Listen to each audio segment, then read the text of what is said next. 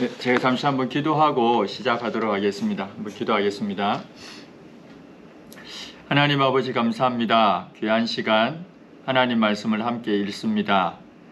같이 말씀을 읽고 또 말씀을 보면서 교훈도 삼고 또 질문하고 하는 이 귀한 시간에 참으로 하나님께서 그 오늘 또 우리에게 들려주시는 그 귀한 말씀을 잘 들을 수 있도록 인도해 주시기를 소원합니다. 감사합니다. 예수님의 이름으로 기도합니다. 아멘. 오늘은 5장부터 해서 지난주에 우리 하다가 이제 중간에 이제 끝났는데요. 나아만 장군 이야기부터 해서 현재 지금 생각은 아마 9장까지 할 것 같아요. 9장까지 할 것 같은데 혹여라도 조금 시간이 된다 하면 그 10장, 11장은 특별한 내용은 없거든요. 그래서 이제 10장하고 11장도 만약에 가능하다 하면 같이 보고 아니면 9장까지 보도록 하겠습니다. 먼저 열왕기하 5장 같이 한번 보겠습니다. 지난주에 우리가 14절까지 봤거든요. 그래서 14절까지 봤는데 14절부터 한번 보겠습니다. 14절에 보면 나아만이 이제 내려갑니다. 어디로 내려가는가 하면 요단강으로 가죠. 그래서 하나님의 사람의 말대로 7번 몸을 잠그게 됩니다. 여기에 하나님의 사람의 말대로라는 이 표현이 있는 것으로 봐서 이것은 이제 하나님의 말씀에 순종했다라는 의미를 또 가진다고도 볼 수가 있습니다. 그랬더니 그의 살이 어린아이의 살같이 회복되어서 깨끗하게 되었다라고 이야기합니다. 15절에 보면 이제 나아만이 다시 이제 돌아오죠. 이제 완전히 고침을 받은 뒤에 다시 하나님의 사람인 엘리사에게로 돌아왔습니다. 그리고 그의 앞에 서서 이야기합니다. 여기에 그의 앞에 섰다라는 이 표현은 우리가 어떤 사람 앞에 선다는 표현은 어떨 때는 높은 사람이 혹 낮은 사람한테 당당하게 서는 그런 느낌도 있지만 여기에서는 다른 의미입니다. 섬긴다는 의미가 있습니다. 그래서 내가 당신 앞에 섰다, 이 엘리사 앞에 서서 이야기한다 라고 할 때 이 표현은 섬기는 자세, 그런 태도로 서 있었다라고 하는 것을 여기에서는 이야기합니다. 사무엘상 16장 22절에 보면 이렇게 우리 지금 사무엘상 큐티하고 있잖아요. 거기에 보면 사울이 이새에게 사람을 보내어 원하건대 다윗을 내 앞에 모셔 서게 하라. 그가 내게 은총을 얻었느니라 라는 말씀이 있습니다. 그래서 이제 사울이 악령이 들어가지고 몹시 괴로워할 때 다윗이 수금을 타니까 악령이 떠나가고 상쾌하게 되는 일이 일어났습니다. 근데 다윗은 수금을 타는 사람일 뿐만 아니라 말도 구변에도 뛰어났고요. 또 무용, 전쟁도 잘하는, 싸움도 잘하는 그런 사람이었습니다. 그래서 사울이 어떻게 했는가 하면 다윗을 수행 비서로 삼죠. 보통 우리가 무기를 든 자라고 하면 무기를 들고 따라다니는 사람 이런 생각을 하잖아요. 근데 무기를 든 자는 예를 들면 왕의 무기를 든 자다 이러면 왕을 가장 잘 보호할 수 있는 매우 강력한 사람입니다. 무기를 든 자라고 하면 요나단, 우리 사무엘상 공부할 때도 요나단 이야기가 또 나오는데요. 블레셋하고 전쟁할 때 요나단이 무기를 든 사람하고 2명이 올라가서 블레셋을 치잖아요. 사울은 진을 치고 있는 상황에서 그때 이 무기를 든 자는 요나단을 따라다니면서 블레셋을 쳤다고 이야기하거든요. 그만큼 강력하고 싸움도 잘하는 이제 그런 사람을 말합니다. 사울이 다윗을 바로 무기 든 자로 삼은 거죠. 수행 비서로 삼은 겁니다. 그 과정에서 아버지한테 이제 허락을 받으려고 이새한테 허락을 받으려고 청하는 내용이 무엇인가 하면 16장 22절에 보면 다윗을 내 앞에 모셔 서게 하라 라고 이야기합니다. 그러니까 다윗이 사울 앞에 선다는 이 표현은 섬긴다, 이런 표현, 이런 의미가 있습니다. 여기에 나아만도 같은 의미로 여기에서 그의 앞에 섰다, 이렇게 이제 표현할 수가 있는 거죠. 강한 사람이 약한 자 앞에 섰다는 의미가 아니라 섬기는 의미로 지금 서 있는 겁니다. 하나님의 사람 앞에 섬기는 태도로 서 있다는 이것은 곧 하나님을 섬기는 것과 또 연결해서 생각해 볼 수도 있습니다. 그리고 이야기합니다. 이제 이스라엘 외에는 온 천하에 신이 없는 줄 안다. 그러면서 당신의 종에게서 예물을 받으소서, 준비해 온 예물을 받으라고 이야기합니다. 엘리사는 받지 않았습니다. 나아만이 강권했음에도 불구하고 받지 않았습니다. 아마도 엘리사는 이 나아만 장군이 예물을 주는 것을 받을 수도 있는데, 아마 당시에 그 나아만이 있던 그 나라, 아람이라는 그 나라에서 대체로 제사장이나 혹은 선지자나 갈 때 예물을 주고 받는 일들이 아마 종종 있었던 것 같습니다. 이방 나라, 세계에도, 이방 종교에도, 우상 숭배하는 곳에도. 그래서 어쩌면은 엘리사는 그들과 같지 않음을 이야기하고자 함이 아니었나 생각을 합니다. 반드시 받지 말아야 된다, 그렇진 않아요. 얼마든지 예물을 받을 수가 있습니다. 그리고 예물을 받는 경우들도 성경에 많이 있습니다. 그게 문제가 된 것도 아닙니다. 그런데도 불구하고 엘리사가 여기서 받지 않은 것은 우상 숭배하는 그 선지자들과 비교해서 참 하나님을 이제 나타내기 위함이 아닌가, 이제 그런 생각을 합니다. 그렇게 해서 엘리사는 나아만이 주는 예물을 받지 않았죠. 그래서 하나님만이 홀로 영광을 받으셔야 하고, 또 그 하나님의 그 이제 참된 신이라는 것을 또 자신의 청렴함을 통해서 드러내려고 했던 것 같습니다. 나아만이 부탁을 두 가지를 해요. 첫 번째는 17절에 보면 노새 2마리의 흙을 당신의 종에게 달라라는 겁니다. 노새 2마리에 실을 수 있는 흙이라면 양이 좀 많습니까? 작습니까? 많죠, 그죠? 2마리에 실을 흙이니까. 그럼 그 많은 흙을 가지고 뭘 하려고 했을까요? 학자들은 3가지 견해를 가지고 막 이야기합니다. 근데 그 중에 가장 좀 이제 타당하게 생각해 볼 수 있는 게, 어쩌면 제단을 만들려고 하지 않았을까, 그 생각을 하게 됩니다. 이걸 이제 첫 번째로 이야기를 많이 해요. 출애굽기에도 보면 토단, 흙을 쌓아서 제단을 만드는 장면이 나오거든요. 그래서 이 나아만은 이스라엘 땅에 있는 이 흙으로 내가 제단을 쌓겠다, 아마 이런 마음을 가진 것 같습니다. 어쩌면 방금 조금 전에 나아만은 온 천하에 이 하나님 한 분 외에는 신이 없다고 고백했음에도 불구하고 여전히 미신적인 요소가 조금 남아있긴 하죠. 신들을 지역신으로 생각하는 그런 의미가 좀 남아있기도 합니다. 그래서 여기에 있는 흙을 가져가겠다는 겁니다. 그리고 또 하나는 이런 이야기를 합니다. 18절에 보면 또 부탁을 하죠. 여호와께서 당신의 종을 용서하기를 원한다 라고 하면서 그 자신의 주인, 이 아람의 왕이 림몬의 신당에 들어가서 경배할 때 이 나아만을 의지하는데, 그래서 나아만이 도와줘야 된다는 거죠. 그래서 어쩔 수 없이 몸을 굽힌다라는 겁니다. 자신이. 그래서 용서해 주기를 여기 구하고 있습니다. 림몬 산당이 나오는데요. 림몬 신당. 림몬은 그 하닷이라고도 이제 불리기도 합니다. 폭풍의 신이라고도 이야기하는데요. 스가랴서 12장 11절에 보면 하닷 림몬 이렇게 아예 같이 표현되어 있기도 합니다. 하닷 혹은 림몬이라고 하는데 그리스 신화에 나오는 제우스 신 있죠. 제우스 신, 폭풍의 신.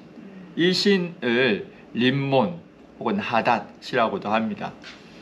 그래서 이 신을 섬기는데 왕이 이 신당에 가서 섬길 때 자기의 몸을 의지하기 때문에 어쩔 수 없이 몸을 굽혀야 한다라는 거죠. 그래서 여기에 대해서 용서해 주기를 바랍니다. 이렇게 이제 구하는 겁니다. 19절에 엘리사가 어떻게 했습니까? 그렇게 하면 안 된다 했습니까? 아니면 뭐라고 했습니까? 평안히 가라 라고 이야기하죠. 한편 보면 이 완전 허락도 아니고 그렇다고 그렇게 하지 말라는 이야기도 아니고 그냥 평안히 가라는 이야기를 합니다. 어떻게 보면 완전히 허락한 것은 아니지만 허락한 뉘앙스죠. 왜냐하면 평안히 가라 했으니까, 용서해 주기를 원한다 했고 평안히 가라 했으니까 허락하는 것으로 이제 볼 수가 있습니다. 여기에서 우리가 질문할 게 참 많아요. 생각해 보면 흙의 문제는 뭐 잠시 얘기 드렸지만 구약 시대에 이제 나아만이 우상 앞에 왕을 돕기 위해서 몸을 굽힌 행위에 대해서 이제 허락이 되었다면, 오늘날 우리가 하나님을 섬기면서 혹 우상이나 혹은 뭐 잘 아는 제사 같은 경우에 우리가 몸을 굽히는 문제는 어떻게 생각해야 되는가 라는 질문입니다. 어떻게 생각하세요? 절하는 것에 대해서 우리 완강하게 거부하지 않습니까? 제사 지낼 때, 그죠? 안 하죠. 근데 여기에 보면 해도 되는 거 아닌가? 또 이 생각이 안 들어요. 여기에도 용서해 주기를 원합니다 라고 하면서 했으니까, 또 엘리사가 평안히 가라 라고 이야기했으니까, 마음으로 믿으면 겉으로 드러나는 행동, 여기에 마음이 담겨 있지 않다면 그래도 하나님 용서해 주지 않을까, 그런 생각을 또 한편 하게 됩니다. 우선은 학자들이 나아만에 대한 이야기에 대해서 하나 드릴 얘기가 있는데, 옛 언약 시대에 있는 사람과 새 언약 시대에 있는 사람을 조금 구분하고 있어요. 어떻게 구분하는가 하면, 옛 언약 시대에는 이스라엘 민족이라고 하는 공동체 안에 있는 사람과 그렇지 않은 사람으로 확연하게 구분이 됩니다. 옛 언약 시대에는. 왜냐하면 예수님이 오기 전 옛 언약 시대에는 이스라엘 공동체 안에 있는 사람들이 언약과 또 규범에 따라서 삶을 살아갔지만, 공동체 안에 있지 않는 사람들은 하나님을 믿는다 하면서도 여전히 이방 세계의 가치관에 따라 살아가는 사람들이 많은 것이 사실이었기 때문입니다. 새 언약 시대는 조금 다르죠. 예수님이 오신 이후에는 이제 하나님 나라 공동체라고 하는 게, 이게 유대인 이게 이제 다 무너졌잖아요. 그게 없어졌지만, 구약 시대에는 특별하게 공동체라고 하는 이 테두리 안에 있느냐 밖에 있느냐에 따라서 조금 차이가 있었다는 겁니다. 그래서 나아만의 이 행위에 대해서 이제 용납이 되었다라고 이야기하는 학자들이 많습니다. 당시에 비록 하나님을 믿지만 하나님을 섬기는 이스라엘 공동체 밖에 있으면서 하나님을 섬겼던 사람으로 허용이 된 것이다. 그리고 이렇게 한 것이 참으로 그를 섬기기 위함이 아니라 자신의 일의 하나로 했기 때문에 용납이 된 것이다. 이렇게 이야기합니다. 그러나 생각하면 우리가 여기에 질문할 게 많습니다. 일제시대 때 신사참배 문제라든지, 그죠? 할 게 참 많죠. 우린 그거 다 거부했지 않습니까? 일제시대 때 신사참배하는 것도 거부했잖아요. 그때도 우리가 마음으로 믿으면 되지, 뭐 절 한번 하는 게 그게 뭐가 문제가 되냐, 뭐 그러지 않습니까? 저도 교회를 안 다니는 집안에서 고등학교 2학년 때 교회를 다니기 시작했거든요. 그러니까 문제가 많겠죠. 특히 우리나라는 제사 문제가 있잖아요. 저만 아버지 계실 때만 하더라도 저희 집안에 제사가 11번, 12번이 있었어요. 저희 집에만. 근데 저희 집에만 그런 게 아니라 대부분 다 그렇죠. 네, 대부분 다 11번, 12번 다 있습니다. 특별히 또 뭐 이게 집성촌도 있는 그런 집안이어서 합천에 이제 집성촌이 있거든요. 집성촌이 있는 집안이어서 거기에 가면 제실도 있고 그 제실에서 1년에 2번은 또 집안 문중이 다 모여서 조상 전체에게 제사를 하기까지 합니다. 그때 되면 축도 읽고요. 축 읽는 사람이 저희 아버지가 축을 또 잘 읽었어요. 한자를 공부를 많이 하셔가지고 아버지께서 이제 축을 많이 이렇게 쭉 유세차하면서 뭐 쭉 읽고 그리고 또 그걸 불을 태우고 그런 집안에서 제가 이제 예수님을 믿게 된 거죠. 제일 걸리는 게 뭐겠습니까? 제사 문제, 제사 문제. 참 갈등이 안 많았겠어요. 어릴 때부터 해서. 결국은 저희 집안에 이제 제사는 없어졌습니다. 제가 제사를 안 모시니까 이건 없어지게 되는데, 네? 장남? 네, 제가 저희 집의 장남이죠. 그래서 이제 장남인데 제사는 없어졌어요. 없어진 지는 좀 됐고요. 이제 저희 집안이 제사는 안 하고 대신에 이제 묘지가 있으니까 그 벌초할 때 저희 식구들이 다 모입니다. 그렇게 해서 이제 1년에 한 차례는 꼭 모이자 해서 벌초할 때 모여서 다 같이 벌초하고 그리고 벌초를 토요일 해요. 그 제가 주일날 안 되는 걸 아니까 토요일날 벌초를 합니다. 그래서 금요일 이제 밤 늦게 모여서 토요일 새벽부터 이제 벌초를 해서 아마 점심 때쯤이면 끝나고 점심부터는 먹고 얘기하고 놀죠. 이제 그렇게 이제 집안이 1년에 한 번씩은 꼭 모입니다. 저도 거기에는 어떤 일이 있어도 안 빠지고 가요. 그렇게 같이 일도 하고 하는데 제사 문제는 지금은 저희 집에 이제 제사도 안 지내고 또 이 문제가 다 뭐 해결이 되고 했지만 제가 교회 다닐 때 이 제사 문제는 저한테는 정말 큰 시험거리였습니다. 너무 힘들었어요. 왜냐하면 아버지가 살아계실 때는 도망을 갈 수도 없거든요. 장남이기도 하고. 근데 서 있어야 되는데 그 자리에 서 있는 것마저도 불편하잖아요. 물론 절은 안 했어요. 왜냐하면 얘기했거든요. 저는 어떤 일에서 절은 할 수가 없다. 왜 그런가 하면 이 절하고 안 하고의 문제라기보다 이걸 통해서 내가 예수님 믿는 사람이다 라는 걸 이야기해야 되니까 그렇게 했지만 그 자리에 서 있었어요. 서 있는 것 자체가 많이 힘들고 어려웠죠. 이제 그런 시기를 다 보내기도 했습니다. 근데 이게 제 이야기만은 아니겠죠. 많은 사람들이 공감하잖아요. 그러면서 속으로 어떤 분은 절하기도 하고 그걸 지금 비난하는 거 아닙니다. 절하면서 또 하나님께 용서를 구하는 일도 있고 이런 과정들을 아마 많이 거쳤으리라 생각을 합니다. 사실은 아무것도 아니잖아요. 그 우상이 뭐 있습니까? 아무것도 아니죠. 근데 거기에서 절하고 안 하고의 문제는 내가 하나님을 믿느냐 예수님을 믿느냐라는 걸 사람들에게 사실은 알려주는 이야기이거든요.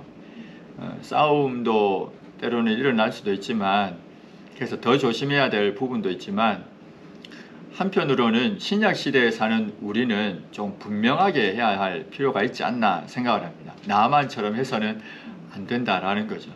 이게 제 생각입니다. 제 생각인데 다 이렇게 해야 된다 이렇게 뭐 제가 강요하는 건 아니고요. 저도 고등학교 2학년 그리고 3학년 대학교 가기 전까지는 제사에서 절하기도 했습니다. 그리고 대학교 올라가면서부터 이제 절하지 않고 그 때문에 혼도 많이 나고 이제 그런 과정을 많이 거쳤고요.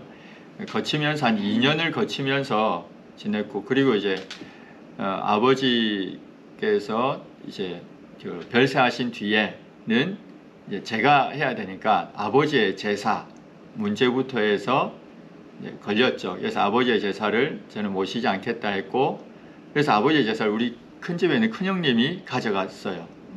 그렇게 해서 어머니와 누나는 많이 힘들었죠. 이제 그런 과정을 거치면서 집안 문중 모여서 이제 회의를 했고 그 회의의 결과에 두 개였어요. 하나는 내 이름을 족보에서 빼느냐 왜냐하면 우리 문중에는 중요한 문제였거든요. 제사가 빼느냐 아니면 인정을 해주고 그냥 여기는 그냥 내어놓느냐, 이걸 이제 회의를 했고 결국은 인정해주고 내어놓기로 이제 결정을 한 겁니다. 그렇게 해서 이제 지금은 저희 집에는 제사도 안 지내고 그러면서도 집안 식구들과 잘 지내고 문중에 집성촌에 가도 같이 우리 그 아재 하면서 잘 지내고 있습니다. 집안 문중 가운데에도 장로님 한 분이 계세요. 또 진주에. 그래서 그분과 만나면 얼마나 기쁜지 모릅니다. 그 교회 다니서는 거의 없어요. 거의 없는데 이렇게 몇 분 있기도 합니다. 그래서 쉬운 일은 아니지만 지금은 나아만과 같이 우리 할 시대는 아니다라는 거죠. 그 당시는 이스라엘 민족이라고 하는 공동체가 딱 테두리가 형성이 되어 있는 시대였고 구약 시대에는 지금은 그렇지 않다. 그래서 우상 앞에 절하는 것은 용서를 구하면 된다 이렇게 생각하지 마시고 오히려 한편으로는 또 지혜롭게도 해야 되지만 또 한편으로는 단호하게 내가 하나님 믿는 사람임을 나타내 보여야 한다라는 생각을 합니다. 물론 제사를 지내는 집안이면 더 잘해야겠죠. 미리 가서 음식도 하고 또 돕기도 하고 잘 해야 될 겁니다. 잘 섬기고 그런 과정도 필요하겠지만 이런 신앙 문제 또 종교 문제에 있어서만큼은 좀 분명하게 해줄 필요가 있다. 제 개인적인 생각입니다. 힘들어 하시는 분들은 여전히 지금도 힘들어 하실 거예요. 많을 겁니다. 어쩌면 많을 건데 그럴수록 기도하고 그러면서 또 지혜를 구해야죠.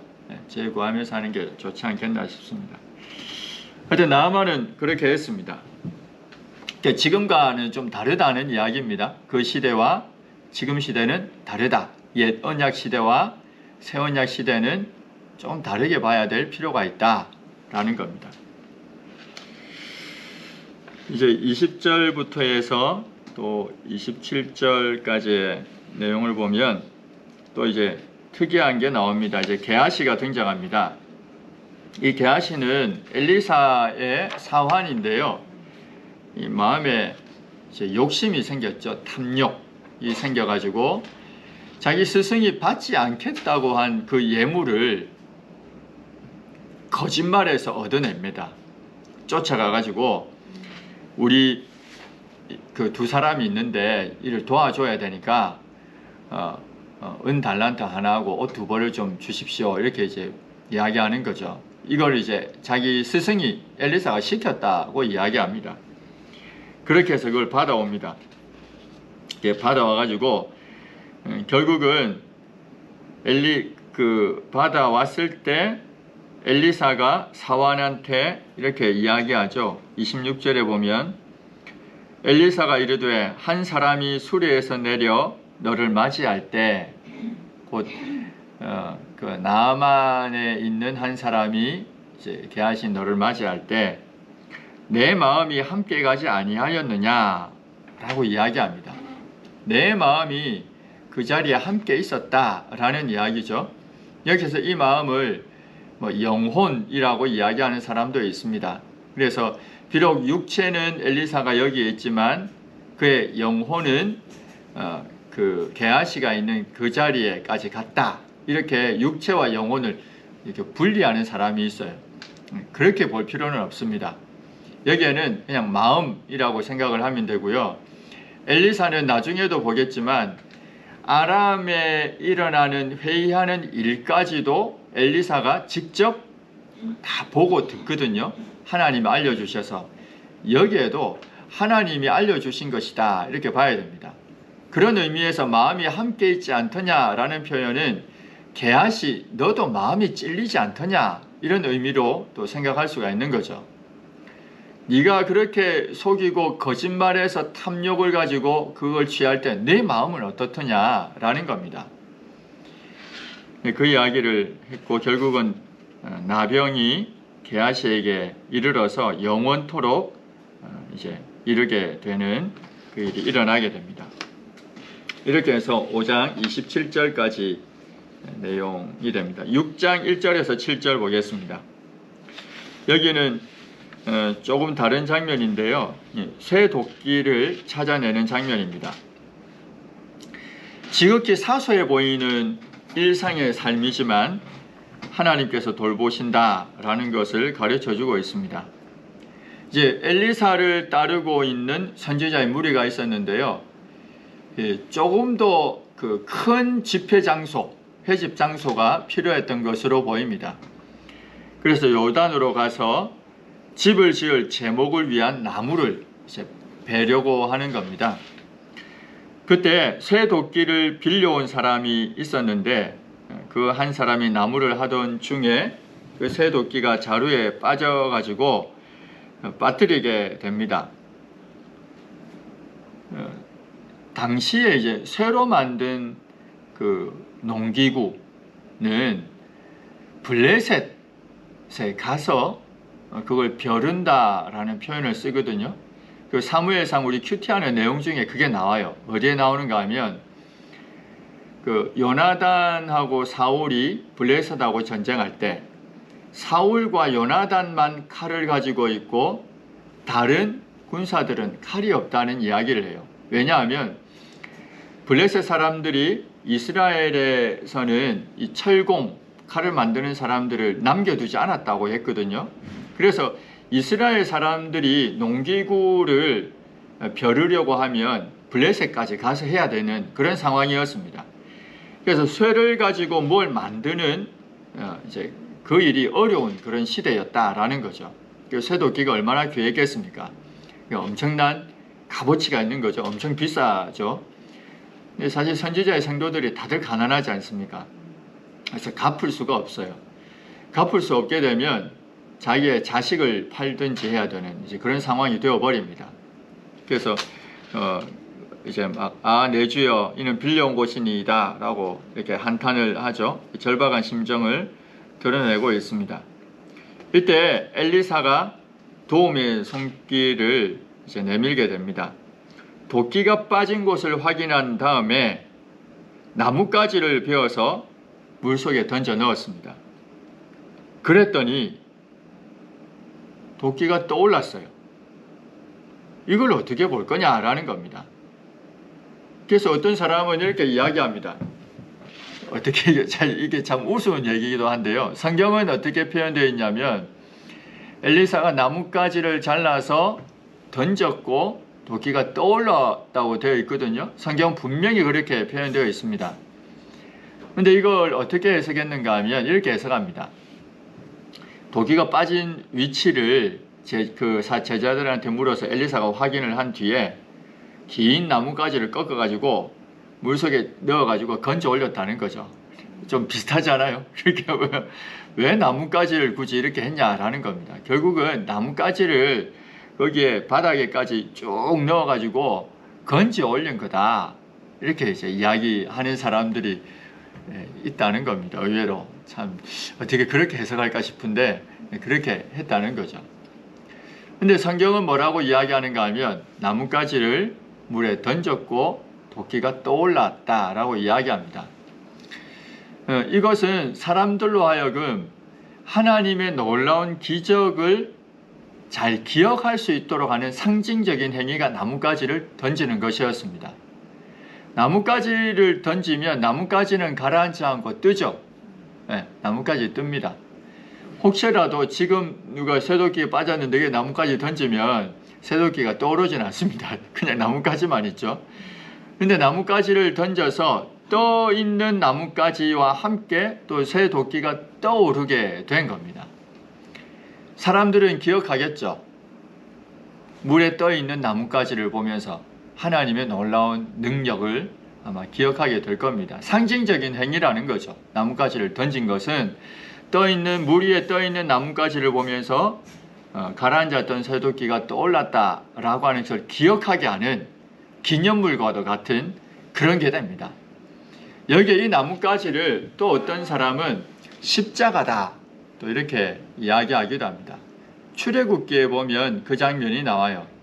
어떤 장면이 있는가 하면 출애굽기에 보면 물이 있어서 마시지 못할 때 나무를 이제 하나님이 지시하신 나무를 던지니까 물을 마시게 되는 장면이 나옵니다. 출애굽기 15장에 보면 16장 거기에 내용에 보면 아마 15장일 겁니다.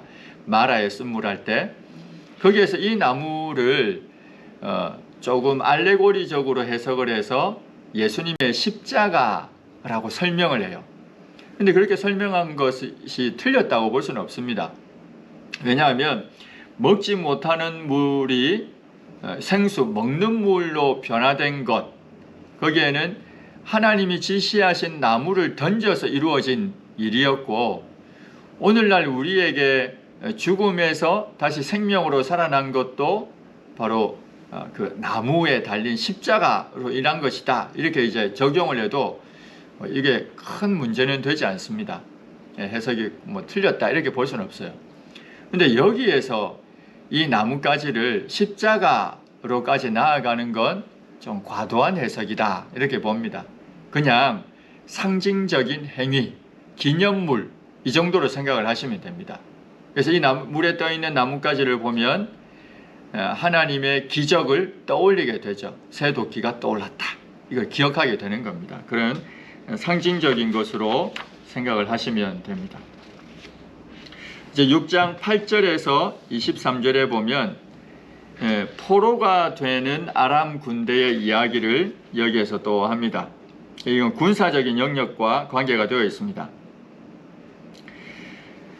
선지자 엘리야도 그렇지만 엘리사를 향해서도 이스라엘의 병거와 마병이여 이렇게 부르거든요. 곧 선지자가 그 군사적인 영역에 있어서도 하나님이 주시는 그 승리를 이제 보여주는 인물이 바로 이 선지자라는 것을 이야기합니다. 당시에 이제 아람이 이스라엘을 공격하려고 했을 때 당시에 이제 왕은 요람이었는데요. 엘리사가 다 일러주었어요. 어떻게 일러줬는가 하면 아람 왕이 막 계획을 세워요. 군사회의를 해가지고 지도를 펼쳐놓고 군사회의를 합니다. 그리고는 이렇게 이야기하죠. 어떻게 하는가 하면 우리가 이번에는 저 지역에 가자. 지도 펼쳐놓고 저 지역에 가서 복병에 있다가 공격하자. 이렇게 아람이 군사회의를 했어요. 그런데 이것을 그 도단에 있는 엘리사가 알게 돼요. 참 놀랍죠. 그리고는 이 엘리사가 왕한테 알려줍니다. 여기에 아람 군대가 와서 그 진을 쳤다가 공격할 거다. 그러니까 이제 이스라엘이 어떻게 하는가 하면 그 지역에 미리 가서 방비를 하는 거예요. 그러니까 아람은 매번 회의를 했지만 다 실패로 돌아가 버리고 말았습니다. 그래서 아람 왕이 생각했죠. 혹 우리 가운데 내통하는 자가 있지 않는가? 스파이가 우리 가운데 있을 것 같다. 이렇게 생각을 한 겁니다. 그래서 한 사람이 이야기합니다. 거기에 있는 사람이 엘리사에 대한 이야기를 해요. 그래서 엘리사에 대한 이야기를 해서 아람 왕이 엘리사에 대한 이야기를 듣고는 엘리사를 내가 없애버려야겠다. 이 생각을 한 겁니다. 근데 이 사람이 엘리사에 대해서 했던 이야기가 어떤 이야기인가 하면 이렇게 이야기합니다. 12절에 보면요. 그 신복 중에 한 사람이 이르되 우리 주 왕이여 아니로소이다. 오직 이스라엘 선지자 엘리사가 왕이 침실에서 하신 말씀을 이스라엘의 왕에게 관하이다. 이 말은 엘리사의 능력을 지금 이야기하고 있는 거죠. 엘리사가 그런 능력을 가지고 있는 사람이다 라고 이제 신하가 이야기한 겁니다.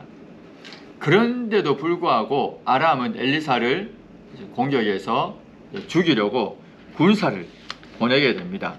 그리고는 많은 군사를 보내서 성읍을 에워싸죠. 도단으로까지 가서 그 장면입니다. 그래서 15절부터 또 이제 19절까지의 내용을 보시면 하나님의 사람이 이제 지금 상황이 어떤가 하면 엘리사가 있는 곳에 큰 아람의 군사가 이제 둘러져 있습니다. 하나님의 사람의 사환이 일찍 일어나서 보니까 군사와 말과 병거가 성읍을 에워싸고 있었습니다. 사환이 엘리사한테 이야기합니다. 내 주여 우리가 어찌하리까? 이렇게 이야기합니다. 지금 이제 큰일 났다는 거죠. 근데 엘리사가 뭐라고 했는가 하면 16절에 보면 두려워하지 말라. 우리와 함께한 자가 그들과 함께한 자보다 많다. 그리고는 기도해서 눈을 열어서 그의 눈을 열어서 보게 해달라라고 하니까 사환이 눈을 열어 보았습니다. 불말과 불병거가 산에 가득해서 엘리사를 둘러 있는 걸 보았습니다. 실제죠. 영적인 실제. 지금 게하시는 아직 그 영적인 눈을 뜨지 못하고 있어서 자신을 둘러싸고 있는 불말과 불병거를 보지 못하고 있어요. 그런데 이제 기도해서 영적인 눈을 탁 뜨니까 영적인 실제가 보이는 거죠. 엄청난 불말과 불병거가 있었던 겁니다.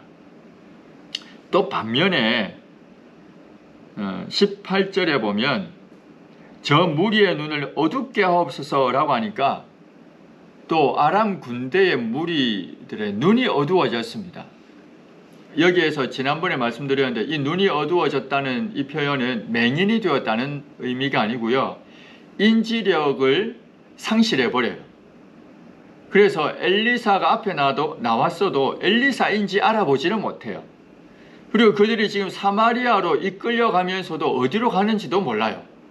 눈은 뜨고 있는데 눈을 감은 것과 같다라는 거죠.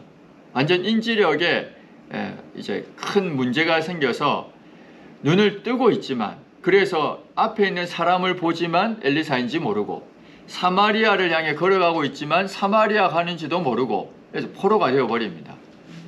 한편으로는 눈을 뜨게 하고 한편으로는 눈을 감게 하는 일이 여기에서 나타나게 됩니다.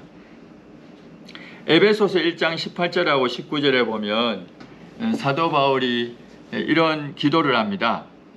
너희 마음의 눈을 밝히사 그의 부르심의 소망이 무엇이며 성도 안에서 그 기업의 영광의 풍성함이 무엇이며 그의 힘의 위력으로 역사하심을 따라 믿는 우리에게 베푸신 능력의 지극히 크심이 어떠한 것을 너희로 알게 하시기를 구하노라. 이 사도 바울의 기도는 에베소 교회 교인들의 눈을 밝혀달라는 겁니다. 영적인 눈을 떠서 하나님의 부르심의 소망, 기업의 영광의 그 풍성함, 또 하나님의 그 베푸신 능력의 크심, 이런 것들을 좀 알게 해달라라는 기도의 내용이 여기에 있습니다.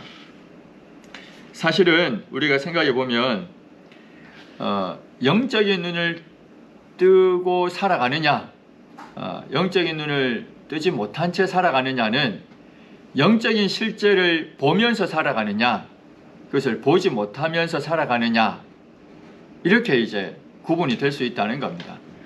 영적인 실제를 보는 사람은 당연히 그 삶이 달라지겠죠. 실제를 본다면. 그래서 마음 눈을 좀 뜨게 해달라고 우린 기도를 많이 해야 됩니다. 영적인 판단력이 생기게. 우리가 지금 이제 사무엘상 아침에 큐티하고 있는데요. 거기에 보면 사무엘상 15장에 보면 뭐라고 하셨는가 하면 하나님이 사무엘을 통해서 이야기하죠. 하나님은 중심을 본다고, 그죠? 하나님은 중심을 본다고 이야기했잖아요. 너희 사람들은 외모를 본다. 나는 중심을 본다 라고 했잖아요. 사람들이 외모를 본다는 건 뭘 본다는 거겠습니까? 말 그대로 외모와 능력을 본다는 거예요. 오늘날에도 똑같습니다. 사람들은 사람을 보면 뭘 보느냐 하면 그 사람의 외모를 봐요. 그리고 그 사람의 능력을 봅니다. 두 번째로 보는 게 모든 사람들이 다 그래요. 그래서 사람들이 뭘 가꾸는가 하면 외모를 가꿉니다. 그리고 자신의 능력을 쌓으려고 하죠. 실력을 갖추려고 합니다. 근데 하나님이 보시는 게 뭐냐면 중심을 본다고 했어요. 중심은 신앙과 인격을 의미할 것입니다. 그 사람이 가지고 있는 신앙, 그 사람이 가지고 있는 인격, 그것을 하나님이 보신다는 거죠. 그래서 우리가 진정으로 가꾸어야 할 게 무엇인가, 갖추어 나가야 될 것이 무엇인가, 그것을 분명히 이야기합니다. 사무엘도 이새의 아들들이 다가왔을 때 이미 하나님이 말씀해 주셨음에도 불구하고 엘리압을 보자마자 이야, 저가 하나님이 택한 사람이다 라고 생각하지 않습니까? 이게 우리의 모습이기도 하죠. 분명히 하나님은 사무엘에게 이새의 아들 중에 있을 것인데 하나님이 일러준다고 얘기하셨거든요.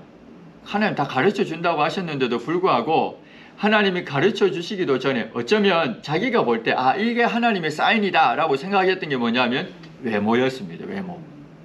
그 외모를 봤던 거예요. 그래서 엘리압을 보고 또 삼마까지 또 7 아들까지 그걸 계속 보고 있는 사무엘의 그 모습인데 우리의 모습도 똑같습니다. 우리는 사람을 대할 때마다 제일 먼저 보는 게 외모와 능력, 그걸 봐요. 근데 하나님은 늘 우리의 신앙과 인격을 보신다는 걸 생각을 해야 됩니다. 이게 갖춰야 될 게 뭐냐? 신앙과 인격을 갖추고 또 가꾸어 가야 되고 다듬어 가야 됩니다. 이제 아이들, 저희 집에도 이제 애들하고 얘기하면 저희 집에도 딸만 둘이거든요. 딸 둘이기 때문에 관심이 어디에 있겠습니까? 외모. 제 관심은 사위에 있죠. 아직 결혼할 때가 안 됐지만 제 관심은 그래. 어떤 배우자를 만날까? 여기에 제 관심이 있습니다. 근데 아이들의 관심은 1차적으로 제가 보면 늘 외모를 생각하더라고요. 그리고 또 하나는 능력입니다. 다 그래요. 근데 그걸 뭐라 할 수는 없어요. 대신에 이야기하면서 네가 어떤 사람을 만날 것인가는 네가 어떤 사람이 되는가에 달려있다. 그 얘기를 항상 합니다. 그래서 이제 같이 기도하자 하고 이렇게 얘기하는데 요즘은 이제 큰아이와 결혼에 대한 이야기도 종종 하게 돼요. 벌써 나이가 이제 23이 되어가지고 결혼에 대한 이야기도 하고 그렇게 합니다. 그래서 지난 주에는 이제 저하고 아내하고 큰아이만 저희 둘째 애는 빼놓고 둘째는 학원 간 사이에 3명만 좀 심도 있게 결혼에 대한 이야기를 밥 먹으면서 한 2시간 넘게 찻집까지 가서 막 얘기했으니까 한 적이 있습니다. 부모가 그런 얘기도 해줘야 되고 또 그 얘기 들으면서 같이 하는 시간들이 좀 필요하지 않나는 생각이 더 많이 들게 됩니다. 하나님이 뭘 보시는가, 중심을 보신다는 걸 늘 생각해야 됩니다. 그래서 우리에는 이 영적인 눈을 좀 뜨게 해달라고 하는 기도가 더 많이 필요하다는 생각을 합니다. 또 하나는 여기에서 보게 되는 건 하나님은 우리를 보호하신다는 거예요. 제가 좋아하는 성경 구절이 있는데요. 이사야서 43장 말씀인데 제가 한번 읽어드릴게요. 1절에서 3절 말씀인데 한번 읽겠습니다. 야곱아, 너를 창조하신 여호와께서 지금 말씀하시느니라. 이스라엘아, 너를 지으신 이가 말씀하시느니라. 너는 두려워하지 말라. 내가 너를 구속하였고 내가 너를 지명하여 불렀나니 너는 내 것이라. 이 말씀은 하나님께서 내가 너를 구속했고 내가 너를 지명하여 불렀으니 너는 내 것이다 라고 선언하는 장면입니다. 그리고 2절부터 보면 네가 물 가운데로 지날 때에 내가 너와 함께 할 것이라. 강을 건널 때 물이 너를 침몰하지 못할 것이며 네가 불 가운데로 지날 때에 타지도 아니할 것이요 불꽃이 너를 사르지도 못하리니 대전하는 여호와 네 하나님이요 이스라엘의 거룩하신 이요 내 구원자임이라. 내가 애굽을 내 속량물로 구스와 스바를 너를 대신하여 주었노라. 너는 내 것이기에 내가 너를 보호하겠다라고 하는 하나님의 약속입니다. 하나님의 백성을 향한 하나님의 분명한 약속이 우리에게 있습니다. 이걸 믿는 거죠. 이 땅을 살아가면서 나를 구속하여 지명하여 불러서 내 것으로 삼으신 하나님의 것으로 삼으신 그 하나님께서 나와 함께 하시면서 나를 보호하신다. 이 믿음을 가지고 살아가는 겁니다. 이스라엘 백성들에게 불 기둥과 구름 기둥이 늘 따라다녔던 것처럼 이 구름 기둥과 불 기둥은 하나님이 함께 하신다는 상징이거든요. 결국은 눈에 보이는 구름 기둥과 불 기둥으로 하나님이 함께 하심을 당시 이스라엘 백성들에게 보여주었어요. 근데 오늘날에는 하나님께서 친히 우리 속에 계셔서 우리와 함께 하시는 겁니다. 그래서 우리가 아는 거죠. 하나님이 나와 함께 하심을. 그래서 그 믿음을 가지고 살아가야 할 것이다 라고 이야기합니다. 이제 20절에 보면 사마리아에 이제 들어갈 때입니다. 그때 무리의 눈을 열어서 보게 했습니다. 그들이 보니까 사마리아 가운데 있게 된 것을 알게 됐습니다. 아람 군대들이 이제 알게 된 거죠. 이스라엘 왕이 요람 왕이잖아요. 이렇게 이야기합니다. 엘리사한테 내가 치리까 내가 치리까 두 번이나 이렇게 이야기한 것은 그들을 공격해서 없애겠다는 의지가 강한 거죠. 그러나 치지 말라고 이야기합니다. 그래서 먹고 다시 돌려보내라 라고 했고 돌려보내었더니 이후로부터 아람 군사의 부대가 다시는 이스라엘 땅에 들어오지 못했다라고 이렇게 기록을 하고 있습니다. 왜 이들을 다 멸하지 않고 살려보냈을까요?